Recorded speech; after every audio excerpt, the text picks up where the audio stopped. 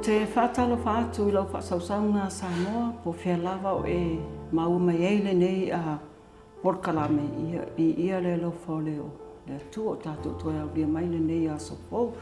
Ia ai o se whaopoponga le nei o le tātou Polokalame māsani o le Lavasiga. Ma I le nei lava I aso lana Polokalame ia e tele ani Mataupu la whapena o na whaasoa ai fo'i ia le Polokalame ia le ngata o le tūlanga fo'i wo ia I Faamasinoga o le nei vai aso. Ia o tele Mataupu sa whapena o na la ngā I le whailo inga le ngata whailo inga Tusitala ma la fionga le palemia. Ia e whailo inga fo'i manisi o whaauru lunga mtanga luenga le malo ia e mai se fo'i. Tā penanga nisi o a onga. Ia ngā ia tu fo'i le whamanatuina o le tātou e seta ia pei ona iai ia tā penanga o le aso sa o le palema o lo o manei. Ia ai o te fia e whaatalo whaatu I le tātou ila so tau masani le nei tai au ia le sunga te mai tai Tusitala ia Yvonne, Esther, Atonio ia soifua manuia Yvonne te vai atu e ata ma le nei tai au pe tele ni meo lau atu pono nei tai au. Tai au manuia langi ia e tele lava I Mataupu Faamasinoga o lo fia Fofoga mai moa mai eila tunu.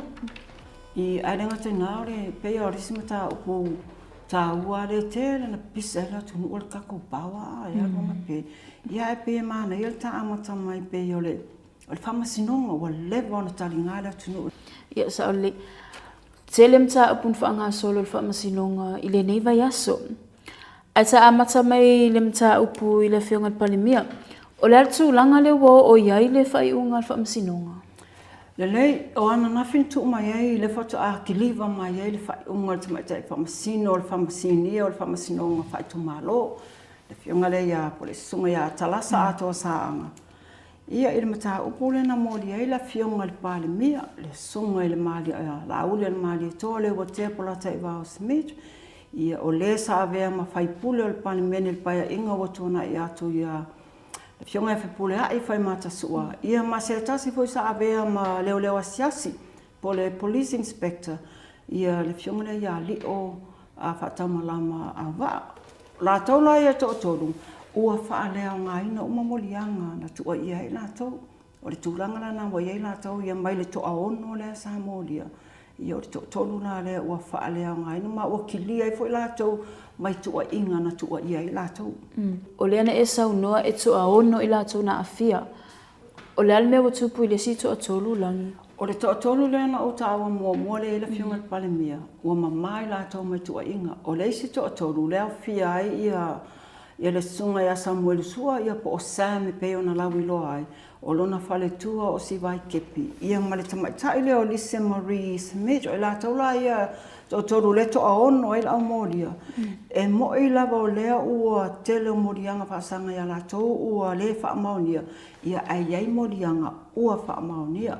Tusala o la tau la ia tauntoi fo'i mai Faamasinoga te mea whai whaasalanga a le tūlanga o te tūlanga na o toa o iei te minei ua whaamamaina le sto tolu ia o le sto tolu le iei morianga ua whaamaunia. O asa o ala morianga ia na haafia I le toa ono lea. O le toa ono lea Yvonne, e lua morianga moria whaatasi uma ia. Morianga na lea o le faufau, ia po le conspiracy. Ia ma le morianga na lea o le whaafai o ni whaamatalanga fo I e whafau, fabrication information. Morianga la na e lua le moria whaatasi uma ia le toa ono lea. Ai ese la ia morianga la lea o le defamation. Matauria le tasi se defamation po o morianga lea o whaia ni whaamatalanga ua tuu mama ina se tamari I ango se tanga. Lela e moria ai Sam. Toi moria ai mawhipule ai. Lela ua whaamamawhipule ai. Ia toi lao Sam le iei I. O isi morianga ia o fia ai ia le whaonga ina o penga tawhailangi. Ie tu e la lafoi ni whaamatalanga fo lea le pasanga isi tangata. Ia mese o upu whaamata. Lela e moria ai na o Sam. O le si morianga le o le tau mawhai fo ile le whaalawe ina ia le whaatino ina o le tūlafono. Le lai moria whaatasi ei Sam o Siwai. Ia malise. O le se senga la na morianga ai peo na ofa atu. Na o le lua morianga o lo o moria whaatasi o mai a ia la tau ne to ono na morianga leo le tau pule pule ia mali morianga le tau mawhai whawhau ni whamatalanga se. Sei e whamanino mai la po le ale au te lenga atoa o le whaiunga le Faamasinoga. Ia leo te lenga le na. O le toru nā rea. O lise whamorianga whaasanga ia te ia. Tasi morianga leo wa whaamaunia na o le morianga leo o le tau mawhai whaalawelawe ina ia le whaatinuina o le turafono. Ia o si vai ma Sam. E tele morianga, e se fulu ono morianga whaasanga ia Sam. E lua se fulu tasi morianga whaasanga ia si vai. Ia e valula morianga o Sam. Ua le whaamaunia. Ia ore si waru le ua whaamaunia. Whapena fula si vai. O si vai la morianga i o whaamaunia si vai. E au fiai la i le morianga la le whaatasi malise. O le tau mawhai e whaalawe ina le whaatinoino o le tūlafono. Ia ma le tūlanga foile o le tuina ato whaamatalanga se sei leo. A o le tau tonga lewa iai ua mamala auli lio ma whepule ai. Mama Sam si vai malise mai isi morianga. Panganai morianga i e toi titi lewa mori la tau. O Sam, o la tau lai ato o toru Sam si vai malise. E iai la le aso e toi fo i e Faamasinoga. Ia e tuina mai ia le se whaiunga. Po se whasalanga le Faamasinoga i tusai mamori mau. Wa Mataupu le whaine Yvonne. O lewa o le osusuenga leo. Ia le lawa i le whaiunga wa guilty, not guilty tūlanga whapena. Ia a guilty lo la i waenga leo. Ia o le sila asanga la o le tuina mai o se whasalanga le Faamasinoga. Lea la le i tauina mai pe au mai se aso le fionga le Faamasinoga. E toi fo e toi la tau ni tūlanga lea. Whai lavasina umi o le Mataupu nei langi, wa lewa fo ina tari ngā lea tunu ui se whaiunga le Faamasinoga. Pe e ono pe fitu vai aso le whaatali ei pe sa o lea langi. Kai ke leo vai aso. E lima vai aso i na le lima vai aso na whaatino ai le sue ma le sa ili ringo mau. O le Mataupu nei na amatalo na sue inga le vai aso muli muri o melu o olua lima. Ia alua ima vai aso e wha o le... Alua ima Iuni atoa. Tusa la le lima i vai aso. Ia o whaanga solo leo o i las tōnai. Na o i las tōnai il whaatino ino o le tama whainga le Faamasinoga. Ia wawe ia o na mai anu tau. Ok. O ala ni mauta ua na oto mai i le vai aso, na oto mai e le Faamasinoga i le vai aso ni whaanga solo i le Mataupu. E whiololo a mauta ua na e mo ia tele mauru ma le Faamasinoga. Ai whiololo lava mau na pike mai e le fionga le Faamasino. Ana na whe sam a paila na whaiunga. Ia ta amata mai la le vaenga lea na pisa ia le teimi na omi se teimi o tuli le mata le vaenga lea Yvonne. O le vaenga foi leo le lea Iuni api notebook. Ma le aini running sheet. Po o pepa foi e wha mau inai ia ngaluenga le aso. Mo le sila fia o le notebook. O le process lava i le mtanga luenga leo. E tatau ona i le notebook whapitoa leo e wha mau mai le overall o ana susuenga. Ai o le running sheet. Pe se document le tasi. Mo le example, le whapea wau leo wala tu interview oi. O la running sheet la ngai tu se le taimi o mea uma sa whaatino ila. Ia e uma lelei lava le sa ili ngal na vai tau. Le masa leo na afio se suenga ne e se api, pe e se running sheet. Ia e pe maa li e foi la le taimi na whai e fola sanga muli po final submission a lawyer. Ia ai talusanga ia le lo ia sa tula i mo leo ia le tamaitai leo le na for Strickland. I le Faamasinoga ina ia whaamamala na sila i le tūlanga lea. Le tūlanga lea whaape whaamamale wa ai i le ai o ni notebook ma running sheets a leo. O le ala le tali al Faamasinoga i le vaenga langi. E le itala se pitol tali al Faamasinoga. E le italia ina al Faamasinoga tūlanga lea o le mafuanga la le na mai lana fionga. Pau leo le matanga luenga, matanga luenga leo. Pau leo le matanga luenga po o le officer. E tua i eile atu nuu i Mataupu. Ma e tatau mai i le tūlanga o le whaatinoina o le nātou tau manga luenga. I se tūlanga maualunga. Ma se tūlanga i whaatuatua ina i lātou le atunu. Pei tai o le osi sila atu le Faamasinoga. I le whaangasolonga le Mataupu nei. Le aini notebook, le ai ni running sheet ia le no atu fina uluma le Faamasinoga le tūlanga na lea. Ia. Alo te manatua e fo i tua i ngā Sam. I se tasi fo i o whaipule le na whaapea sa tu ia Sam se la au malosi. Na te whaau oile maliu ia la au lima se tasi o minister. Sa o le maule na Sam, mataulia foi na ua mai ale su e no Sam ma vaenga nei lei. Ua o le lua o rua toru le whatoa amata le su e no Sam si vai ma il Mataupu. Al Mataupu nen tula i me le lua o rua tasi. A le lua o rua toru le la iei le maule a Sam.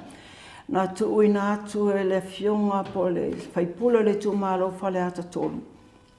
Se la au malosi po se whana se tulou ina ia tangata wale ina ia la fionga i le palemia ia o le taimi lea o tula i mai ia la auli i le tofi minister o whatoanga la whainga whaiva i le ngata ia la auli. Ia whapena fo i le i le sa tula i mai i le matanga luenga minister matanga luenga o ngā luenga tele. La fionga ia olo fiti wa ai su enga la al Faamasinoga ngā whaatino i le maulawa ne. E le whaamalia ina le Faamasinoga ma ua whaalea ngai nei la le maule a Sam. Ma ua mamai fo i la lea na mai tua inga i a Sam i na whaatino. O le isi vaenga Yvonne. O le tūlanga leo e tele mau a leo sa mori mau luma le Faamasinoga. E le italia ina le Faamasinoga. Ono le tūlanga e le i whātua ina. Ma le tūlanga fo i lele e le o whetaui ia mau. Ma le time frame le tala no mai ila tau pela o le maule na au mai e le ile o kopro i Jeremia sua. O le na fina o mare toa tele e le i whainga luenga e nā tele i sila fia fo i le whaalawe le na tupu le aso luas fultasi o aparila lua o tasi. Ma tau leo na tā upule nei. E maa fua mai lawa le whaalawe fo i le hit and run lenga e o mai nei le i maua se si na tupu na whaalawe. O le aso luas e fulu. I le luas fultasi, sa whainga luenga Jeremia e whaleata. O whaleata ana mua o i le Mataupu nei. Pei tai o lele ai ma sesi o leo nei sa kiu ke le pōna. O tā ua le ngo Jeremia, le foina latu Jeremia luma Faamasinoga. Ia ma whae e lava lana moli mau, e le i whainga luenga, ma nate o ia lana moli mau, nate le i loa ina le whaalawe le ntupu. Sa whainga luenga, ai le i loa whaalawe le na ina au taitanga ta mai. Ia lena toi tau tino muli o tasi lana moli mau a leo i le i whaonga ina le talia. O le si moli mau le li satini leo Jordan. Ia lena tau wale tai whau pole mai le seo turo wo so i fo ima nato tangata ai wo mani spirits fo ima pena. Ia ele talia e ina fo ile na moli mau no e wata wale sa ta ua mena. E tele la moli mau ele ta ua. A le si tūlanga ta ua sa ta ua e talasa i le vaenga nei. O le temile na whaatino ele suenga i le lua o lua tolu ele fionga ia lio. Ia manisi o leo o mau umai sa tu whatasia vaenga leo. Na tu ina atu i le ofisi o leo. E feso soani i le nā tau suenga leo tu e whaatino. E le iaisia nganga foi le whapea o mau nei a mai luma Faamasinoga. Na manino saunoanga la tamaitai Faamasino le tūlanga leo na ia talia ina foi. O mau nei na awatu ia au tau te fesosoani, e fesosoani tau sa ililinga. E le iai se whina ngalo po se intention, e a mai mau nei luma Faamasinoga, a leo tau au mai e luma Faamasinoga. Au le nganga lava ia le manino saunoanga la auli ma ila tau mafoi. O mau e tuu tafitafo leo, e fesosoani il suenga leo, peitai alo mena antupu lena o Mataupu i le Faamasinoga. E na o le paula wala ia o mautaua. Le ai, e eile si maenga nā whea le whaiunga le tamaitai Faamasino. O le whaalawe le na tupu le na maliwa ia tu aua Martino. O le ala eile whina ngalo le Faamasinoga. Na toe o le sila tamaitai Faamasino. I le lafo le na whaatu, e le sui pale mia fo i le paia ingale umatu nei la whionga ia tuala Iosefo Bonifacio. I le awina mai lea oni leo fo i le mai fafo. Tangata fo i e tūto o tasi, la tau te sā ili le Mataupu nei, su e le Mataupu nei. Whaalawe lan tupu, peita i le italia ina la fionga le palemia nā whautau, fionga sa whapito. Le la wa toi a whea la fionga le Minster, o le Auva'a lava le nā sa te tau lewa. A pe lila masina fo, lono winga lima ina tau sanga lea lava e open le case a sia foi a alo le atunu. A le vaenga na lena mamafa ili saunoanga talasa. Ua tatau ona to e whaia se suenga fo, ma ua tatau ona whaia i se taimi vave, ma e tatau foi ona au maini tangata tūto o ta se independent, la tau te whaia le suenga. Mauna na manino le tuina mai ala na fionga i le whaiunga nafi.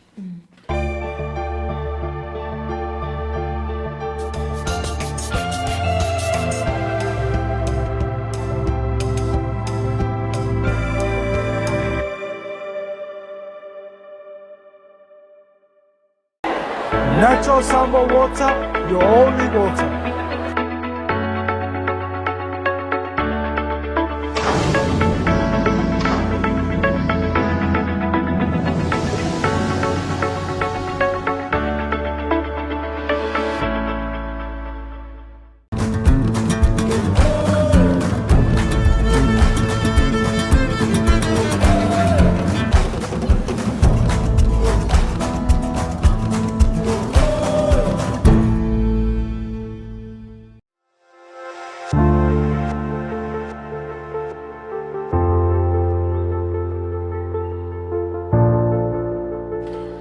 Faisina tele o Mataupu whaangaso le Faamasinoga i le vaiaso lava nei e le ngata i le whaiunga i le Faamasinoga le whionga le palemia. Ia e whaapea fo i le Mataupu ia whaleali di tasi. Ai ta tele i ona ia whaleali. Na mai ia le a fo nei, ia le tuina mai o le whaiunga nafi. Ona saunoa le le whionga le Faamasino. Tu sao mai lan sauna mataulia fo i Yvonne Mataupu le whaiunga nei ua whaafaa na tolo ana. Ia sa lunga la ngolo e fo i la tunu. Ia ma sona whai e fo i la fonga i lungo o penga ta whailangi whaasanga la i le whionga le Faamasino ia talasa. O le saunoanga la talasa na whini ua mai al Mataupu sa ia whaamaru luma iai i le tūlanga tuwai o le tuina mai o le whaiunga. Sa ia whawhitaia fōilo ia uma sa fia Mataupu nei o Tusitala o ali ima tamaita i malu al malo e le ngata i lera vasenga o Tusitala i le la tau fōi pito la au o le tau longo o le atunu i me ia ai mai se la le tapua inga a le au whailotu ia ma le atunu au na umai e rola i o le saunoanga ala na fionga ia ta ape mai fōila ia i whafo mai la o le potu Faamasino ia me masani lava mai tau ina i fōi le malingi o loi mata, o i lātou fōi le langlango ina i lātou sa maulia. Whaile whai ngā lotu māsani, ia whaile tatalo le sungu le whawhianga inga. Ia ona whailole i o le whawhitai la whionga le palemia. Whawhitai o matangata umo, nei matangata sa mōlu o a whiomana le whafo. Ia ai muria ai o a uma nei mea uma i o le vi inga fōi le atua tūlanga whapena ona mai lela wa mai al Mataupu na le a la auni mai la towi e to o lima to e toela o Sam o si vai malise o i la toula ia e to e fōi le Faamasinoga ia awale whaiunga le whasalanga fōi mo i la tau Lea wa manino le tali al Faamasinoga i le Mataupu a whaleali di tasi. Lea wa solo ia fo ile na fo le tumalo o le ale si tūlanga leo le au o iai. Ia le ale si tūlanga o le tātou tāpena o le tātou whainga pālo tala i titi. Iau ki reke aka wa te lona a tele fo ila musina tusala o le na wa lua tātou whainga pālo tala i ti ala aloma o whaleali di tasi. Ia ma vai maua toru. Tau lia leo wha mawai ia le whaipule le temine le sai o le JPP. Leo wha mawai ia le pewa nga ia tu o i le vang whai le whatotua i le tua sa mo o tasi. Ai i le Mataupu lava lea whaleali li o lena tueva o laso lua na la waile i unga. Solo ia le nofoa. Ai a so lulu toi foi ia le ofiso lo ia sili lumo le Faamasinoga matau lia la. O lewa mai ali le Faamasinoga o whainga pālota, le la wa solo ia i le foa.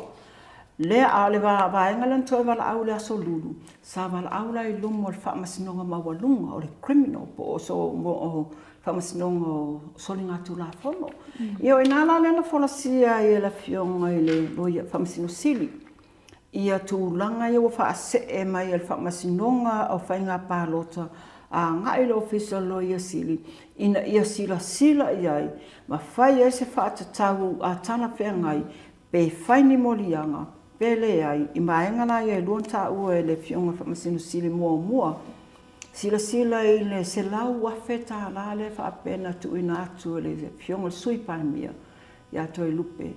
I le sana tau vai o la fionga ia tu i loma Lancelot la meko ina ia ave ese mei tu le tangi le na whaaulu mua.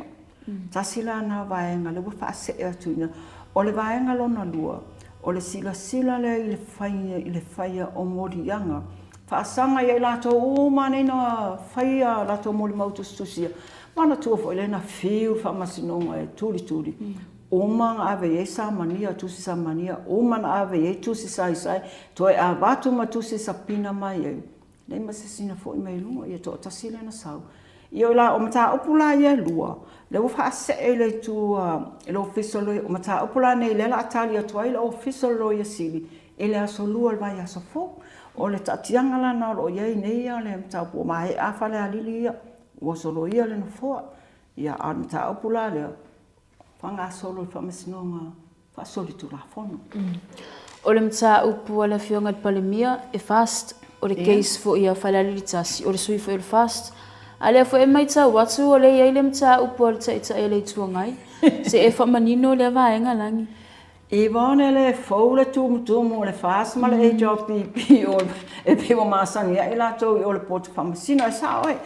E le i o atu la ia la fionga le taitai o le tuangai ia po le sunga fo ia tu la e pasa i le malia le ngaoi. Aina abatu e lana no ia le pepa mai whaamauni ai le tūlanga o le oto. Ia na talia e le fionga le Faamasino ia pali i rosela pali. Ia le tusi ia mai a whapea mai ia le a whaina le o atu. Ona o le whatu awala au o le first mention le o le Mataupu nei le tūmalo o i le Faamasino o whaitumalo.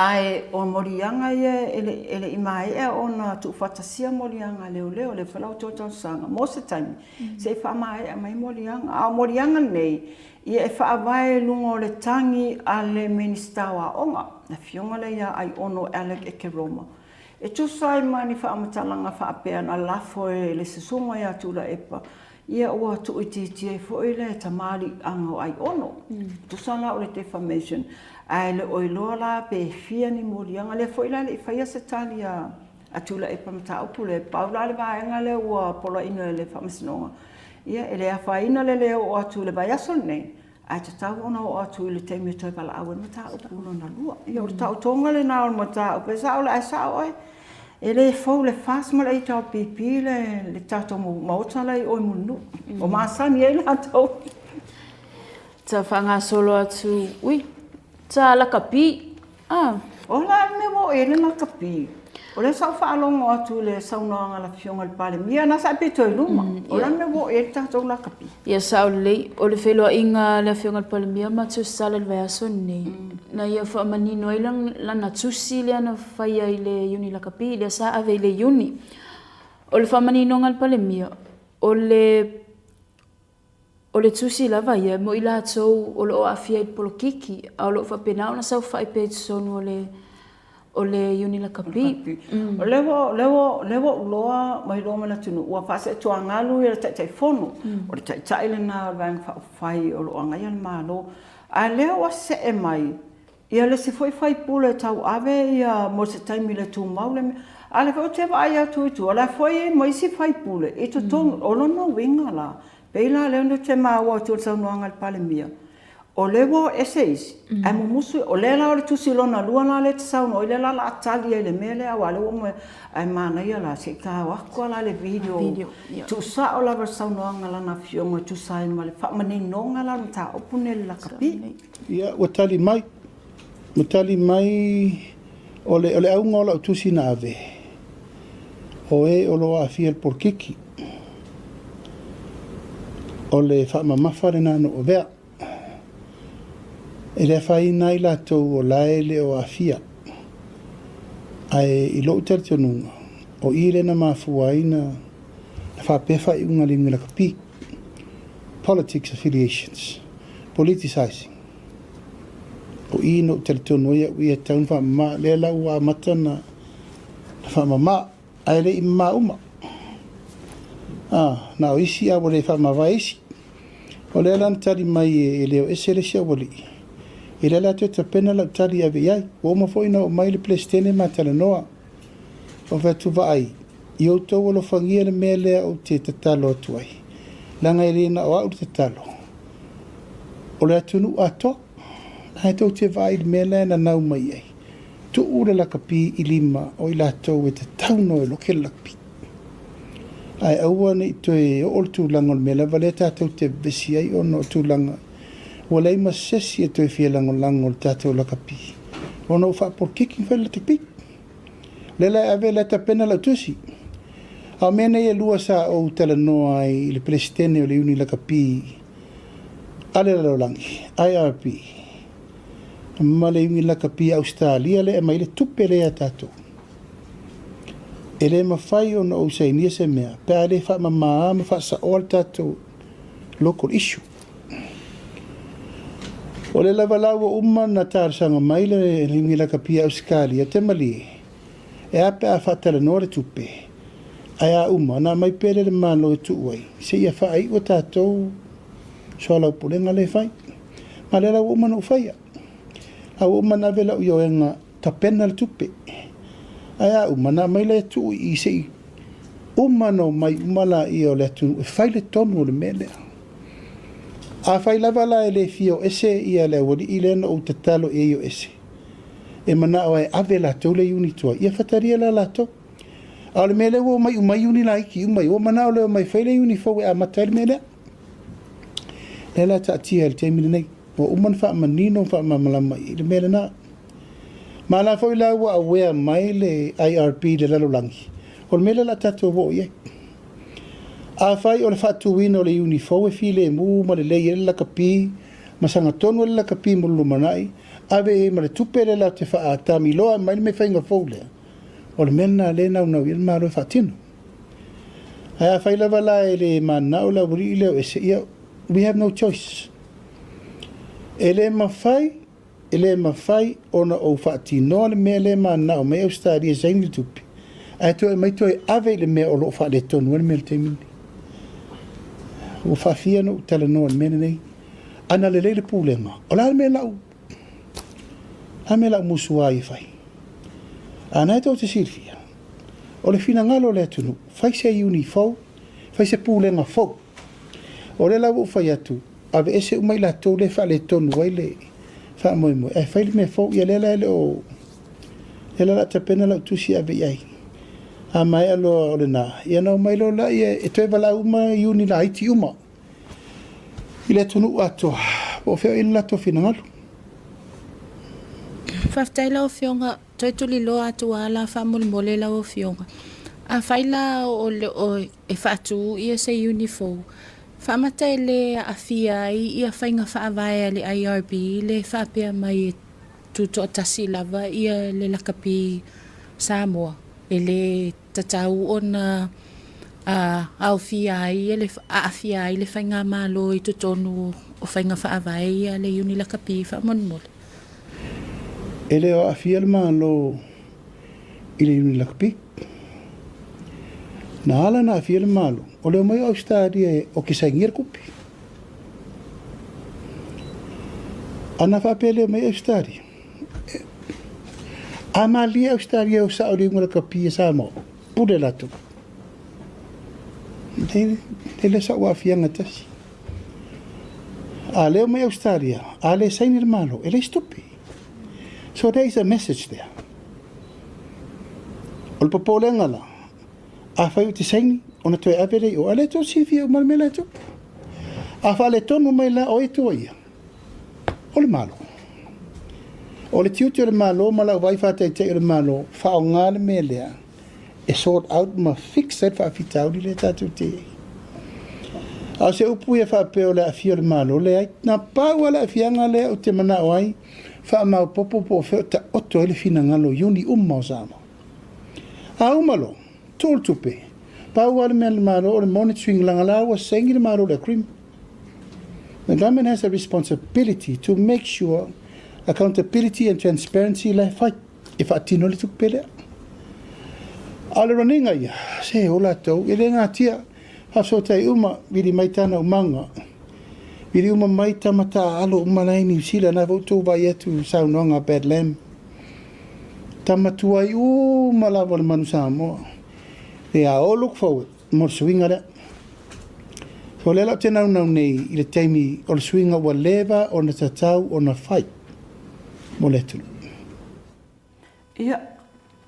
Lelei, o le lawa tā o mai le tāmata o pulu nei o tangata whainga luenga le malo. Sa. O le simta upu ngaunga lea sa la ngai palimia. O soritu la fono whaamaunia a tangata whainga luenga le malo. Ai le aini whaasalanga i lalo o le pisasi. O ele susala e tele ona whai o te susinga ia fo imita upu alangi. Mwhai ona e wha manino le vaenga. Tu sanga wa e kausa oa uru mo ka Polokalame. Asa ele whaulu tā upu nei Yvonne. E sa o le leia le saunoanga la fionga le palimia o le tele e mata upa pene fo e ele na o tātou. O le tele o le media sa tulitulino e mata upu nei nisi fo i o sa tula i mai. Nisi o i lātou fo i e ngā lulu e tono le malo. Ia e whao ngā a se tol malo e whai e lato kono karate fo ile le personal contract I tua. E le ngata ele vaenga nei. Ia nisi o tupe te tele fo i e malo. Ia te ia ele ini wha maumonga awa. Ia ai a maua la a whai susuenga le pisasi. I nisi o i lato nei. Ua wha maunia. Ia na avelola ia o le fautuanga I lunga le kapeneta. E watu la fautuanga nei whapea. Ua wha maunia. Ai ave ele sala tupe a feta lama to tu ele panua. Ia lena manino saunoanga fone ala fionga le palimia o lea o to fa foi le mata o pose tasio o ACE o to sila ia il pisasi ale felo ave mal polo inga al kapeneta ina ia to sila review a to ale la to tu la fono ia malato ta yala mana ia la se ta fa longo ai ta mata tu fo saunoanga la fiong ele le wa ai mesia o ia le minister o le pisasi ta mata la le video le na po e mai le felo inga o le fai unga le loia sili ale tanga luenga pisasi na mai mo fa maonia le solia o tu la fono uma wa mio e solia I fainga fa mai o tanga te fainga luenga le malo Ea, al fai unga nā mai, wha pē mai. E avele avano e tue whawhenga luenga, ma tongi la whetala. I rewa aira al kapeneta. O le whautua mai, mwhailo mai, u wha maonia o masori ngā tūlafa. Ai tue wha pē mai, e tue avele avano, ma tongi la whetala. O lana winga, e le o whetaui le whautuanga lai whai mai. E sori la tūlafono, Faamonia, a te wha metu avele avano. E re ftaui, nā lau tue avele lo le. I sa siwa tolu avanoa, e tolu whai unge whai. Avele avanoa, tue wha whenga luenga, wha mangalo tongi la whetala, pol wha malolo. La tau te lei mea la le siwa e ngole. A wha peu whautua mai ka peneta, ua soli tu la fono. E tau lana la toa mai al whai unga whetaui. Tu sa mal fai un ole mai mal fautu ang ole mai ai la tau tele I faia la lana mafua na tu fa foi le pisasi mo le lato tu tunga a le vala la valeta si e te lea ai ingol tu la fono le pisasi la tu ftuna o le foi na saunoa na fasilingia la fionga le palimia le tulanga le o le tula fono e mo I lava o le fai pasananga I ai lei masamata upu o I le tula fono tato e te patasi atuana ilana tali le na au maya a pean tatu terenofo te lo temi e pe e fai ma alo fanga I lato e soria le tula fono tans fenga luenga le malo e mele nei le mela le fa mangalo tongila wafeta la ya sao e maet ai fa fer so tu la fono le comit fa fer crime le umana fai e pe no fatu e te tele ele la titi si me mo mo nas fenga lunga fela ko kung kala ki kongol tanga lunga malo ia a pesa alu fa le lo ngala fa pe o mana avel tu ala lo sili ko revise man mele ele fea mo o fenga lunga malo le fa maoni e la tu nga mele tu lo lava na ilo lava ko mau atu i ngimoro ke ia le si makausanga e vako ko ri ma na le fele to me fole to mo sia vano ai fa fe o to ia whatever na to ngaru e mo to te ngai e pe ma fai pe ai le to mana mi le maloni tangata fa pe nei e le ona tangata fo le tunu o le tele lava ta ma fa na uma ma ia o le tausanga ma le tausanga ai o tu la fono il pisasi ya o le la to e laudi li uma ina ai wala ni to ile mele o fa pena ma le mela le aua nei to e ola fa tautala nisi i me al maro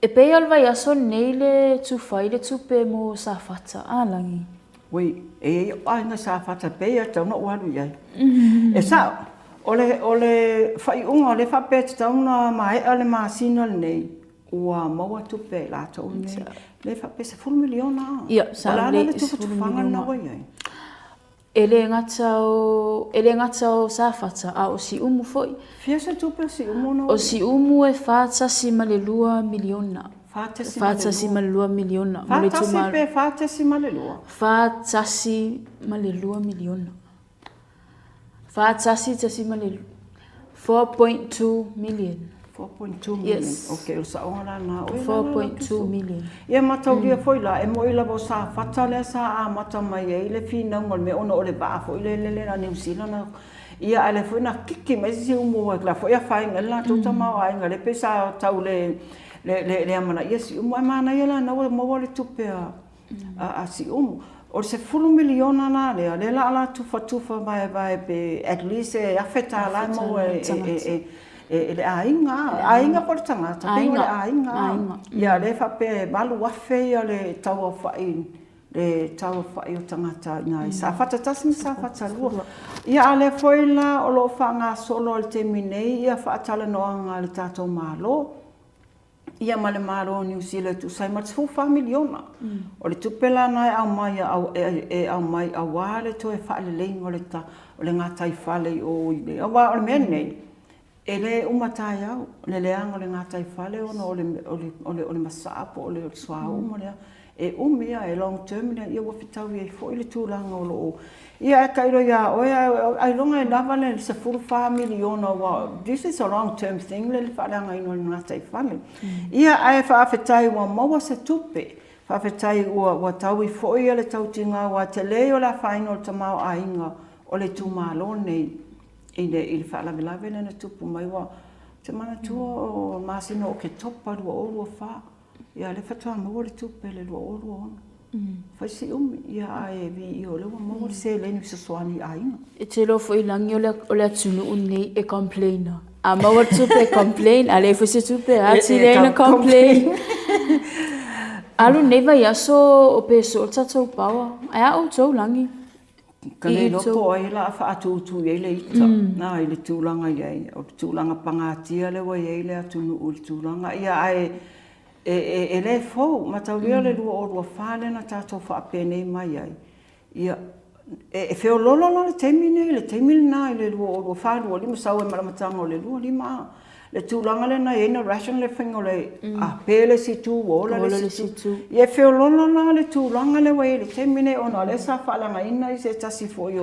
o keipo si iwa i moso le na mafua i le ia le pea tu ina i le taulanga ai sa o le leia o le sa e felo inga a Tusitala le ngata malafionga le palemia ai fa pe foi nisi o faulungo le EPC ia esa wa o foi le na FC le palemia i tulanga o le afia so o tato i le pe o pawa mataulia na failana saunoanga i tato felo inga la matanga le tausanga nei a le o le lua fitu lua balu fato a to ai le lei o le tatou e le tisi, a le taimina, na o afi sa whaale ngaina, ia le neiwa o mai i, wale anga ma waia fo ia e whaasoa soa ai, ia Ia le mafuaanga fo lana o le fesili ma tulanga pangatia. Ai manai ai o le tali le na o mai lana fionga. Na manai ala tato e fo i ta video. Ai tu sao mai ala na fionga ia le. Ia le tulanga o oto ai le tato EPC. A fo le tato tera noa ina ua tutupu fa pe o le power supply. Ina ua fail tai fianga. O leo tato o mai se furu afi. Ioe, se fururu afi la for the power supply. Wa umal power supply, lewa ma losi tatu power supply. Au Faaletonu feeders, Faaletonu ia cables. Underground cable le sapalai mai ia le malosi anga afi le fianga. Anga isi afi le ifulo so. Sapalai lolo le tunu. O le lawa umana fix le cable na lenga sau mai tai fianga ifulo so. Au o kiri kei pore sa palai e tuai furo so i taitau ngā manono. Same problem, len tau fixi i fianga. Sa wale underground na ngata i maleta aluruma kirikiki. Ko e saule si underground nga korosi me konga maleka apolo sau i furo so. Leo toi whelelei umailungo le ea waya na sa underground o le sa kausu e po fer kongo. Awa fai ongi ko su e ko eri a ko ale me kau kai fia. O temil ni. Ola e o le APC e lo ngol me o ye ko eri a ko mai a fulo so e kau I kanga mo. It's a big work. O fa fita au le this is another new challenge. Le uto sa temil ni. Ya ele tau fai atu.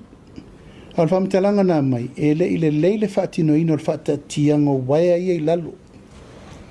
Dia la tu poila me le na walati le va mo le mo vai mosola na mo le mu o waya ia le na mo nafi.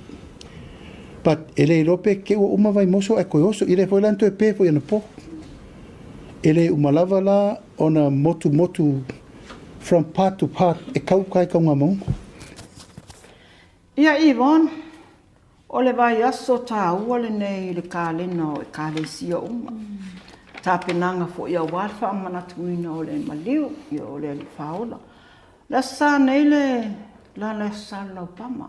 O le tūlang whanga le pālema pe ona. Palm Sunday.